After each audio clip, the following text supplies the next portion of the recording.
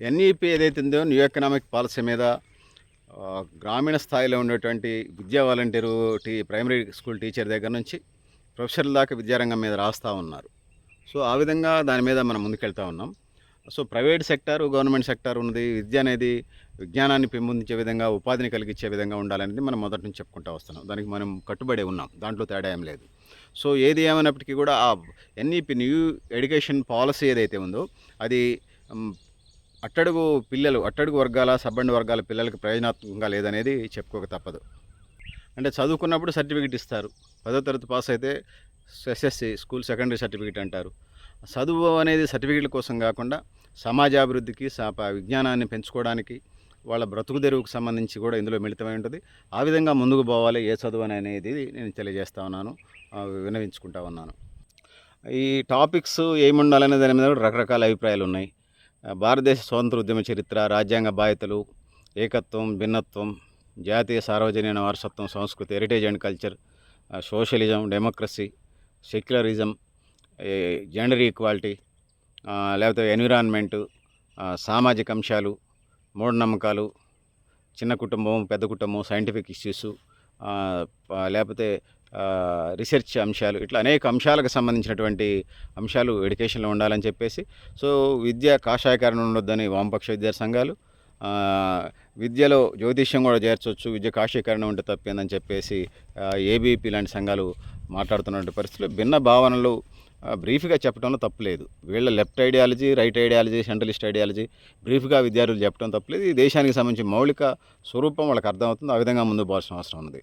So అందుకోసం ఏదైతే ఉన్నదో 2020 జూలై 29న 29th జూలై 2020న ఎన్ఈపీ న్యూ ఎడ్యుకేషన్ పాలసీ పెట్టారు. దానికి సంబంధించి అనేక రకాలైనటువంటి ఇవి ఉన్నాయి. ఆన్లైన్ బోధన కావాలని, సో ఆన్లైన్ బోధన వల్ల విద్యా ప్రమాణాలు పెరిగినట్టుగా ఎక్కడ సాక్ష్యాలు లేవు. ఉపాధ్యాయునికి విద్యార్థికి ప్రత్యక్ష సంబంధం ఉండటం వల్లనే ఎక్కువ ప్రయోజనం జరుగుతుందనేది చెప్పొచ్చు. సో ఇప్పటికే చెప్తున్నాం, విద్యా ఎడ్యుకేషన్ పెరగటం వల్ల వాళ్ళు వృత్తి విద్యా కోర్సులు పెరగాలి, ఉపాధి కూడా ఉండాలనేది మనం మొదటి నుంచి చెప్తాను. సో పేద పిల్లలకు సంబంధించి వచ్చినప్పుడు నైపుణ్యాలు పెంచాలి. ధనిక పిల్లలు ఉన్నత విద్య, పరిశోధన, పాలనా రంగం వైపు వెళ్ళేందుకు మార్గం పడుతుంది. సో ఇది ధనిక వర్గాలకు ఎక్కువ మేలు చేకూరుస్తుందని చెప్తా ఉన్నట్టుగా మనకు అర్థమవుతా ఉంది. సో పిల్లలకు సంబంధించి అందరికీ ఈక్వల్ ఎడ్యుకేషన్ ఉండాలి. ఎన్ఈపీలో ఉన్నాయి. సో అంబేద్కర్ రిజర్వేషన్లు కూడా కోల్పోయే పరిస్థితి ఉన్నది కొన్ని వీటికి సంబంధించి వచ్చేటప్పుడు. సో ఏది ఏమైనప్పటికీ కూడా మనం వీటన్నిటిని దృష్టిలో పెట్టుకోవాల్సిన అవసరం ఉంది. శాస్త్రీయమైనటువంటి అంశాలు ఏదైతే ఉన్నాయో, ఆవర్తన పట్టిక, లేకపోతే శక్తి వనరులు మొదలైనటువంటి అంశాలను తీసేశారు. 10వ తరగతి సోషల్ స్టడీస్లో ప్రజాస్వామ్య సవాళ్ళు అనే పాఠాలను తొలగించారు. అదేవిధంగా భారతదేశంలో సెక్యులరిజం అంతరించే ప్రమాదం ఉంది. కరోనా వల్ల వెనకబడిన విద్యార్థులు ఒత్తిడి పెరిగినందువలన సో ఎన్సీఆర్టీఏ పాఠ్యాంశాన్ని తొలగించింది అనేది రకరకాల కారణాలు చెప్తున్నారు. సెంట్రల్ గవర్నమెంట్లో ఎవరుంటే వాళ్ళకి అనుకూలంగా పాఠ్యాలు పెట్టుకుంటున్నారండి. అది అట్లా కాకుండా దేశ మౌలిక అంశాలని, దేశ మౌలిక విషయాలని, ఫండమెంటల్స్ని దాంట్లో పెడితే తప్ప లేకపోతే కష్టం ఉంటుంది. సో అందుకోసం రాసినటువంటి పాఠాలు 6-7 తరగతులు కొన్ని ఆయా రచయితలు రాసినవి, మరికొన్ని ఇతర రచయితలు రాసినటువంటి వాటిని ఏవి ఎక్కువ ప్రయోజనాలు కలుగుతాయో ప్రజలకి, ముఖ్యంగా చదువుకునే విద్యార్థులకి వాటిని మౌలికంగా నేర్పడం మంచిది. వృత్తి విద్యా కోర్సులు కూడా పెట్టాలి. ఆ విధంగా ముందుకు పోవాల్సిన అవసరం ఉందని తెలియజేస్తా ఉన్నాను. సో ఇది పరిస్థితి. ఎవరు మాతృభాషను వాళ్ళు కాపాడుకోవాల్సింది, ఆ విధంగా ముందుకు పోవాల్సిన అవసరం ఉన్నది. సో ఇది ఏమైనప్పటికీ కూడా ఎన్ఈపీ చాలా బెటర్మెంట్గా ఉన్నా, చాలా ఇబ్బందులు కూడా ఉన్నాయి.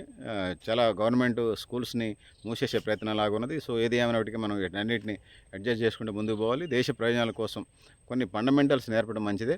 సో వాటిని పూర్తిగా తీసేయడం ఏమంత మంచిది కాదని నేను తెలియజేస్తా ఉన్నాను. సో మీరు కూడా మీ అభిప్రాయాలు కామెంట్ బాక్స్లో రాయండి అని తెలియజేస్తూ, నేను గరిడేపల్లి సత్యనారాయణ, న్యూ లక్ష్య ఆర్గనైజేషన్.